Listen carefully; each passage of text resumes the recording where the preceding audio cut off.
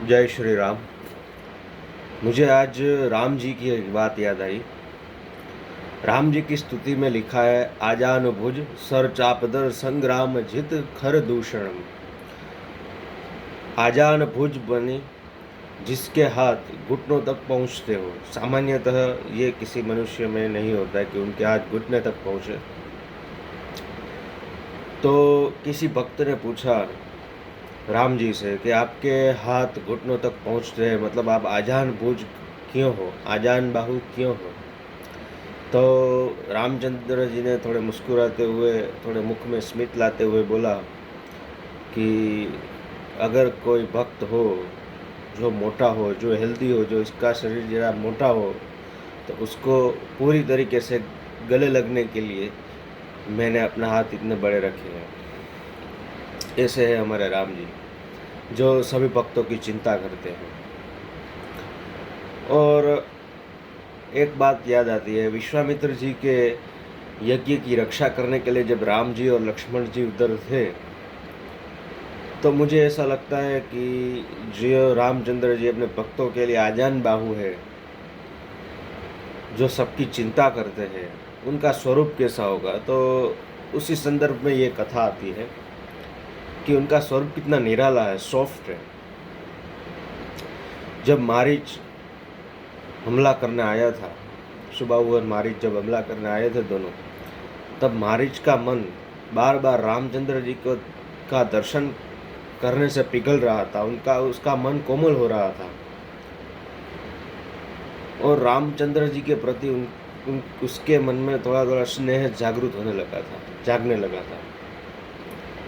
वो बार बार अपने मन की स्थिति में चेंजेस महसूस कर रहा था कि भाई मैं तो इनको मारने आया हूँ, मुझे ऐसा नहीं करना चाहिए। ऐसा ख्याल बार बार क्यों आ रहा है? क्योंकि उसका कारण था कि रामचंद्र जी का सॉफ्ट स्वरूप, उनका कोमल स्वरूप। तो रामचंद्र जी जान गए कि भाई ये अभी चेंज हो रहा है, इसको न्याय प्रणाली के तहत इसको मारना तो पड़ेगा, पर इसका हृदय भी कोमल है, हो रहा है। तो रामचंद्र जी ने तीर मारा उसको, पर आगे की धार नहीं थी, मतलब फणा जो बोलते हैं ट्रायंगल शेप का जो वो धार होती है, वो नहीं थी। सिर्फ लकड़ी का तीर मारा और उसको 100 गज दूर भेज दिया। इसी बात को सार्थक करते हुए कि स्वरूप में कितना आदर्श था हमारे राम जी में, एकनाथ जी महाराज एक कथा का वर्णन करते हैं। एकनाथ जी महाराज वर्णन करते हैं कि जब राम और रावण का युद्ध चल रहा था, तब कुंभकर्ण को जगाया गया था। चूँकि आप सबको पता है कि कुंभकर्ण 6 महीने सोता था, 6 महीने जगा रहता था, तो असमय ही कुंभकर्ण को जगाया गया। जब कुंभकर्ण को जगाया तो उन्होंने पूछा रावण से, आपने मुझे असमय क्यों जगाया? तब रावण ने सब कथा कही कि मैंने छल से सीता जी को हरण कर लिया है, अब उसी का युद्ध चल रहा है और राम मुझे लड़ने आया है मुझसे। तो कुंभकर्ण ने बताया कि तुम तो मायावी हो, छल कपटी हो, सब जानते हो, तो तुम अपना स्वरूप बदल के रामचंद्र जी का स्वरूप क्यों धारण नहीं करते और उसको क्यों नहीं बताते कि भाई मैं ही राम हूँ, और उससे क्यों शादी नहीं कर लेते। तभी रावण चौंका और बोला, मैंने ये किया है, मैंने ये ट्राई किया है, पर उस मायावी राम में इतना जादू है, उसके स्वरूप में जादू इतना है कि जब भी मैं उसका स्वरूप धारण करता हूँ तो मुझे मेरा मन परिवर्तित होने लगता है। क्योंकि रावण में मायावी शक्ति तो थी कि वो किसी का रूप धारण कर सकता था, पर उसके लिए उसको उसके स्वरूप का पूरी तरह चिंतन करना पड़ता था। पहले उसने राम जी का चिंतन किया, तब वो कुंभकर्ण से बोला, जैसे ही मैं राम जी का चिंतन करने जाता हूँ तब मेरा मन पिघल जाता है, और जब भी मैं रामचंद्र जी का स्वरूप धारण करता हूँ तब मुझे सीता में माँ दिखने लगती है। क्योंकि रामचंद्र जी का एक नियम था कि पर नार जननी समान, वो पर स्त्री को अपनी जननी मानते थे। तभी कुंभकर्ण ने बोला, अगर जिनके स्वरूप मात्र से, जिनका चिंतन मात्र से तुम्हें सीता में माँ का भाव दिखा, तो राम स्वयं ईश्वर ही है, तुम उससे बैर छोड़ दो। फिर तो आपको सबको मालूम है कि रावण और कुंभकर्ण में कितनी चर्चाएं हुई, बहस हुई। फिर रावण ने लास्ट में बोला कि मैं विरोध भक्ति में हूँ, मैं उनको चाहता हूँ, मैं राक्षसी हूँ, मैं तामसी, हम राक्षस तामसी होते हैं। अगर मैं अकेला भजन करूँगा, जप करूँगा, तो सिर्फ मेरा ही कल्याण होगा, और मैं विरोध भक्ति करके पूरे वंश का कल्याण करना चाहता हूँ। हम राक्षसों से भगवान का ध्यान, भगवान का नाम, भगवान का तप नहीं होगा, उनको पाने के लिए हमारे से ये तप नहीं होगा। इसलिए मैं विरोध भक्ति करके अपने पूरे वंश को राम जी के चरणों में समर्पित करना चाहता हूँ, इसलिए मैं विरोध भक्ति कर रहा हूँ। तो इस कथा से हमें ये जानने को मिलता है कि हम जिसका चिंतन करते हैं वैसे होने लगते हैं।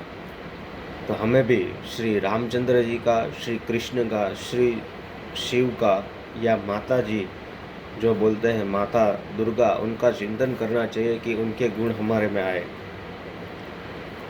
और जैसे जैसे हम उनका चिंतन करेंगे वैसे वैसे हमारे अंदर का काम, क्रोध, लोभ, मोह, मद, मत्सर्य पूरा निकल जाएगा। धीरे धीरे होगा, ऐसे जल्दी नहीं होता है। आज की दुनिया कंपेयर ज़्यादा करती है कि भाई उसके पास इतना ज़्यादा है और मेरे पास इतना कम क्यों है। यही 90% लोगों का जो क्वेश्चन होता है यही होता है। तो उसके लिए मैं ये कहना चाहता हूँ कि मन का स्वभाव है कंपेयर करना, तो आप ज़रूर कीजिए, कंपेयर कीजिए, पर अभी एक डिफरेंट परसेप्शन से कंपेयर कीजिए। जब आपको कंपेयर करते हैं कि भाई दो चीज़ हमारा मन कंपेयर करता है। पहला चीज़ कि उसके पास इतना ज़्यादा क्यों है, तो हमारे अंदर की सेल्फ इस्टीम दब जाती है, ऐसे लो हो जाती है। और दूसरा कंपेयर ऐसा करता है कि भाई वो तो एक ही माला करता है, मैं 5 माला करता हूँ, मतलब हमारा ईगो अप हो गया। तो ऐसे अप और डाउन के बीच में हमारा मन हमेशा चंचल रहता है, संकुचित हो जाता है, मानस हमारा मन संकुचित हो जाता है। तो अभी कैसे कंपेयर करना है? कंपेयर तो करेगा ही मन, पर उसको अभी डिफरेंट परसेप्शन से कंपेयर करते हैं हम। पहली चीज़, अभी हमें कंपेयर करना है कैसे कि मेरे पास, हमें ये कंपेयर नहीं करना कि उसके पास ज़्यादा है, हमें ये देखना है अभी कि भाई हमारे से किसके पास कम है। अगर हम ये देखेंगे तो हमारे में जो वो बोलते हैं कि ईर्ष्या की भावना कम हो जाएगी और हमारे में ग्रेस आ जाएगी, ग्रेस। हम ग्रेटफुल हो जाएंगे गॉड की तरफ कि भाई हमको इतना दिया है, जितना दिया सरकार ने हमको उतनी मेरी औकात नहीं दी, ऐसा हमको ऐसा संतोष आ जाएगा। तो हमारे में ये अप हो जाएगा, हमारा मन अप हो जाएगा संतोष से। और दूसरा, भक्ति के लिए भी आप कंपेयर करो तो किसी मनुष्य से कंपेयर मत करो, किसी इंसान से मत करो, और कंपेयर करो तो अपने गुरुजन से कंपेयर करो, जो संत हो उनसे कंपेयर करो। कि जैसे मेरे गुरुदेव थे प्रेम भिक्षु जी महाराज, अभी भी है मेरे गुरुदेव है प्रेम भिक्षु जी महाराज। वो, उनका शरीर नहीं है पर उनकी आत्मा तो मेरे साथ ही है, वो स्वरूप से मेरे साथ ही है, उनका शरीर सिर्फ हमारे साथ नहीं है। तो मेरे गुरुदेव 18 घंटे राम नाम लेते थे, और मैं अगर कंपेयर करूँ तो मैं तो 18 मिनट भी नहीं लेता राम नाम। तो ऐसे कंपेयर करने से हमें भक्ति में अप हो जाएगा, और संतोष से भी हमारा जीव अप हो जाएगा, हमारा मन प्रफुल्लित रहने लगेगा।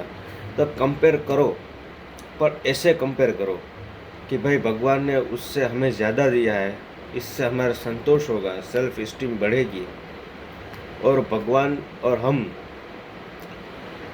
भगवान का नाम इतना नहीं जप सकते जितना हमारे संत जन अपने गुरुदेव जपते हैं तो हमें और भी नाम जपने की और भी सब अच्छे काम कर्म करने की प्रेरणा मिलेगी, जिससे हमारा उद्धार होगा, हमारे परिवार का उद्धार होगा। तो इसी के साथ मैं आपसे कल मिलता हूँ। जय श्री राम।